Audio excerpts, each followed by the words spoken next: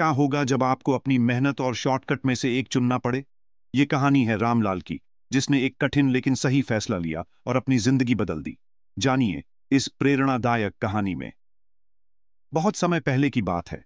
रामलाल नाम का एक किसान एक छोटे से गांव में रहता था।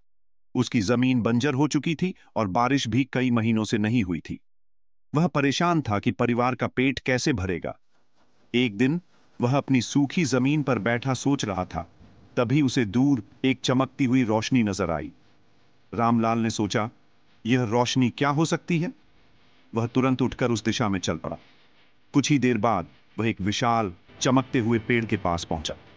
उस पेड़ से सुनहरी रोशनी निकल रही थी और उसके पास एक अजीब सा पत्थर रखा था। पेड़ से एक गूंजती हुई आवाज आई, रामलाल, यह पत्थर तुम्हें दो विकल्प देगा। एक तरफ तुम्हें तुरंत सोने की थाली मिलेगी, लेकिन यह केवल कुछ दिन चलेगी। दूसरी तरफ मैं तुम्हें मेहनत का वरदान दूंगा, जो हमेशा तुम्हारा साथ देगा। सोच लो। रामलाल सोच में पड़ गया। उसने सोचा, अगर मैं सोने की थाली लूं तो मैं अपने परिवार का तुरंत पेट भर सकता हूं। लेकिन तभी उसने महसूस किया कि यह खुशी केवल कुछ समय के लिए होगी। रामलाल ने मेहनत का वरदान चुना। जैसे ही उसने यह फैसला किया, पेड़ की चमक तेज हो गई। आवाज आई, तुमने सही चुना है। अब जाओ और अपनी जमीन पर काम करो।